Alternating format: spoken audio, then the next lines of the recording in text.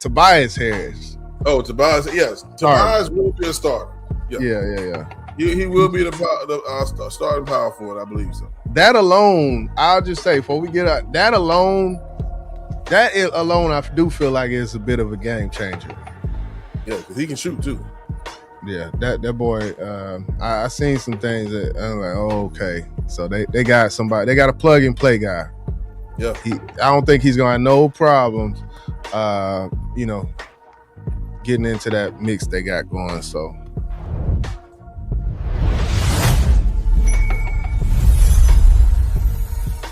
Welcome back to Mavs-Spurs Weekly.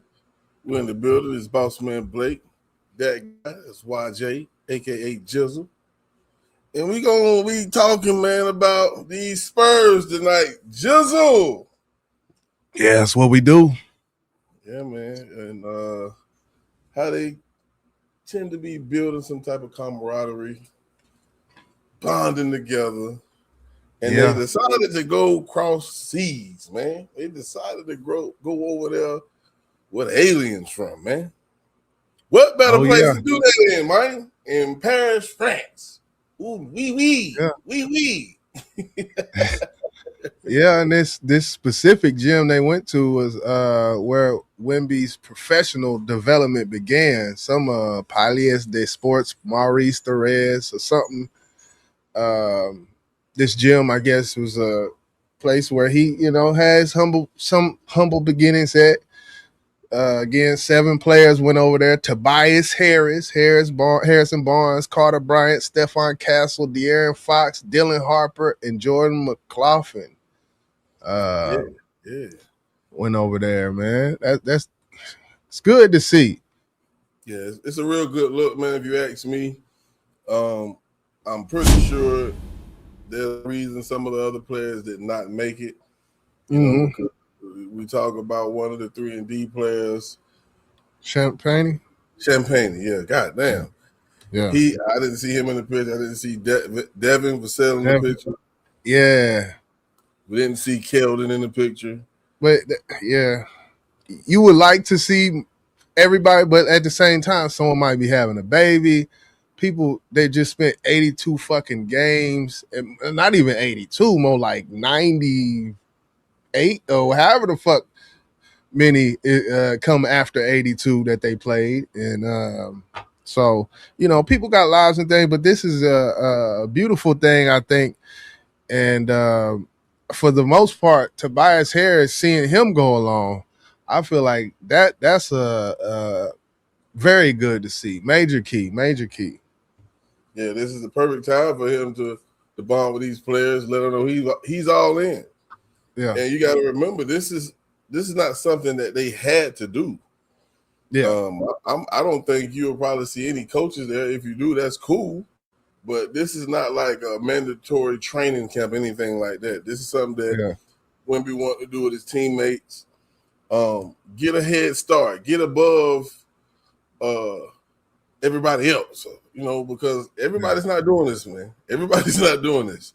No, I think it's a great thing when it comes to the youth of this team. This is a very young team, and they're doing these type of things. Yeah. I think it's awesome, bro. Yeah, and I think it says a lot about Wemby putting all of this together. He is the leader of the team. You may say Keldon Johnson, veteran leader.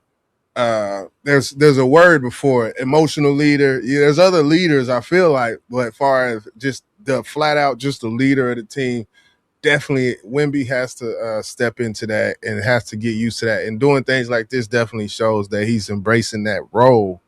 You could be like Chris Paul, hold a off-season camp and 2 people show. No, let me get off Chris Paul. But I feel like this is dope as hell, and it's good to see. These guys out there working. Yeah, and then of course we know Wemby just signed this huge contract, which the contract could have been bigger, but he chose to take the lesser amount for future purposes of them building this team and to continue to build this team. Right. And not only do that, a lot of players when they sign that contract, they kind of tend to lack off. Well, I done got paid. Now Wemby's like, now I got paid, but I still want to win a ring. How you feel about people saying, who was that? Kevin Garnett or Chris? Not Chris. The other Paul Pierce, saying everybody sacrifices but the owners. I'm not sacrificing for the team because the owners. Why are we the ones that got to sacrifice? The owners don't sacrifice. The general manager don't sacrifice. Nobody sacrifice. We see this, and there was people that were kind of against Wemby doing that. How you feel about that? We talk about the owners. They're the owners. They're cutting the check. I get what KG is saying. I get what Paul Pierce is saying. And some people feel like what Wemby did may lead other players into doing it, which they don't feel like it's fair. It's called sacrifice. Right. Look what LeBron did. LeBron said, I done got paid all my career.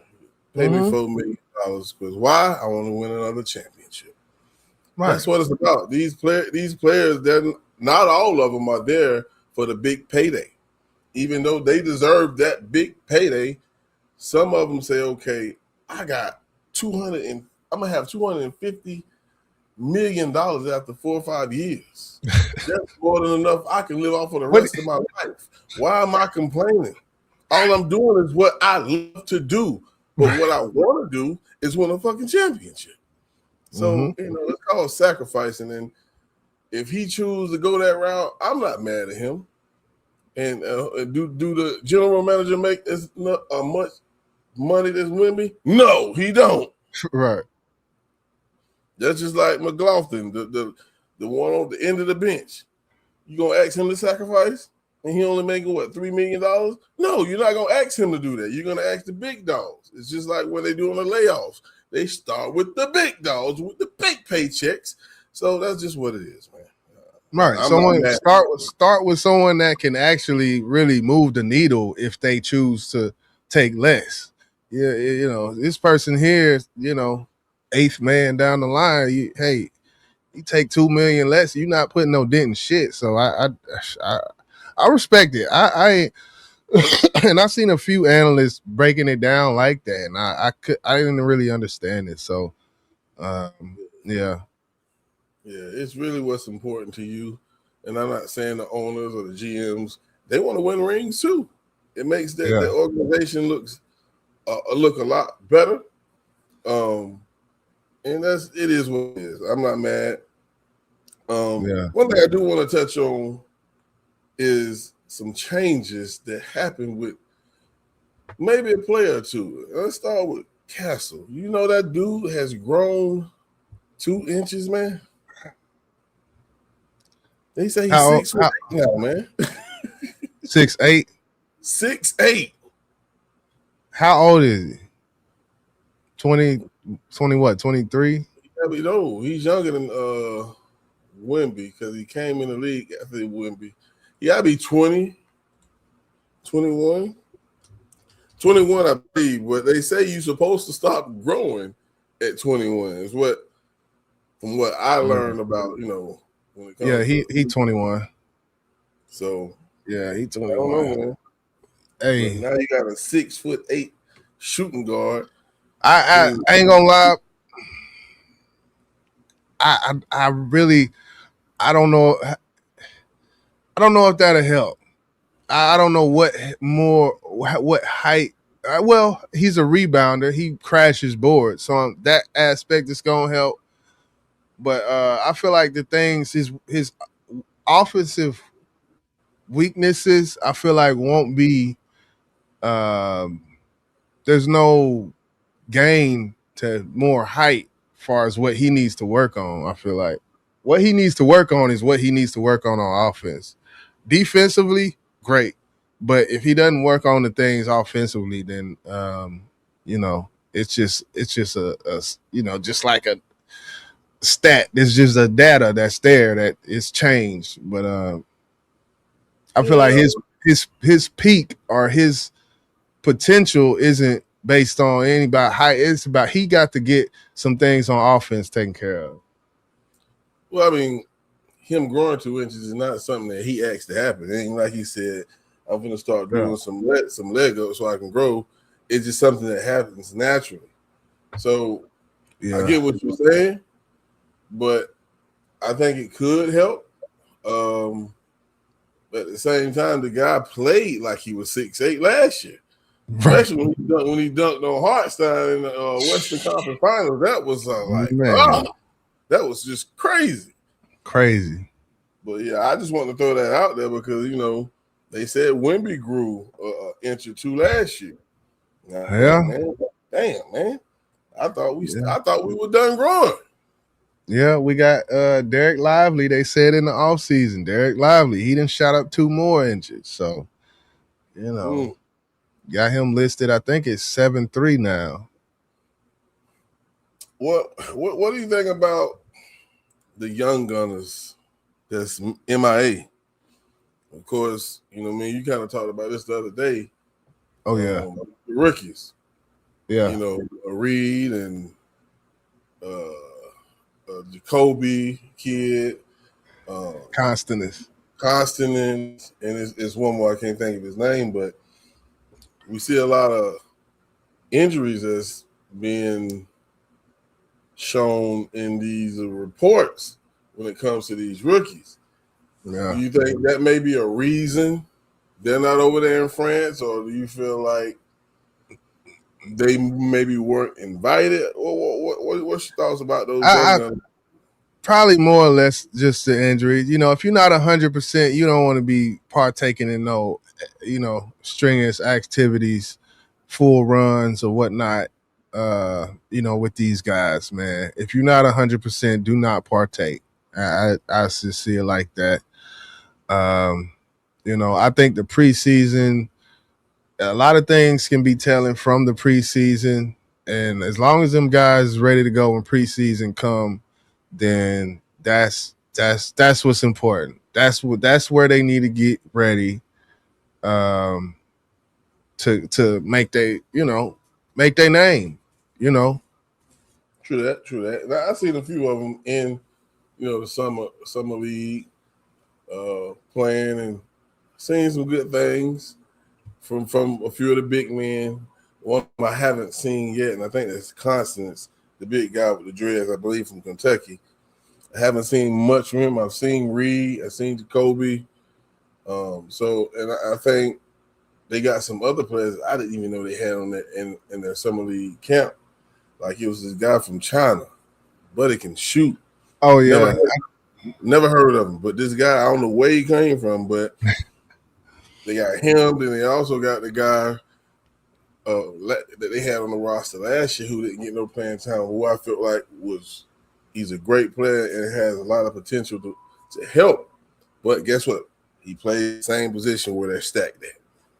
Stack, yeah. And, you got to make a decision at that point. There is the G League, and just back to the foreign guy you was talking about.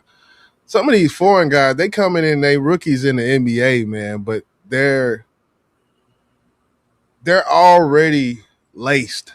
The shoes they've been laced up in professional settings before, in which I feel like our NCAA in America, there's teams that can go head to head with some of these foreign teams. Um, but yeah, just the grind of the day season, and like we got a two guys, well, three now within Bivrovich, Delaria, and there's one more guy that they've already played pro. It's like they come over there a little bit more polished, being Right. that they've been in professional sports, in their respective countries, So we'll see how that go. Yeah. And then, lastly, before we, get up out of here, there's been some sightings of a baby alien, man, that has been hanging around these guys, been showing up to some of these practices, man. Mm. He's about 6'8", 6'9". And Okay. he's Wemby's little brother, man. What's Yeah. your thoughts about him participating in the practices. He's not signed to the Spurs, nothing like that. He's Right. just your little brother. And now he plays basketball over there in France. Oh yeah, I seen him. I seen it. They done already put a highlight reel out. I seen a little 2 minute highlight reel of baby Wemby out there, and I feel like in the NBA, I don't know, but I know he plays hard and he plays a little wild. I'll just say that from what the highlights I seen. Uh, yeah, he's all over the place, man. But he's an energizer bunny. He got some bunnies, and he's an energizer bunny when it comes to all aspects. When he goes full force when he plays. I'll just say that. Yeah. We'll see what that comes. What comes from that? Should I say? Yeah. I don't think he's another Wemby, anything like that. Of course, No. he's not even tall as Wemby, but Yeah. he does have some talent. And maybe one day we may see him in the NBA. Maybe. Maybe. But, Hell, if Bronny in the NBA, he can be in it. I agree with you on that. I can't argue when you're right, my brother. I don't know where we seen the Nas. I think the Nas is gonna hang it up. I don't think he gonna. I mean, he can't follow his brother no more. He can't. Pat said, "Not here, not here." The buck stops right here. But pun intended.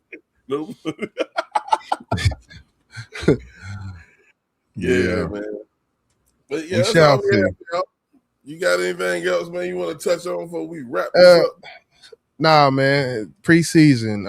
I'm anxious to see depth charts after the first 20 games for both teams, Mavs and Spurs. I'm anxious to see what happens in this preseason. Who earns their salt? Who earns their spot? That's what I really want to see, man. I really want to see that. Yeah, I'm expecting to see the same 12 guys on that bench, maybe with one added from that draft. That's my assumption. That's what I think is going to happen. With Harris. Starting Harris, though, right? Yeah. Ashton Ball he won't start. No. I mean, Tobias Harris. Oh, Tobias, yes. Tobias will be a starter. Yeah.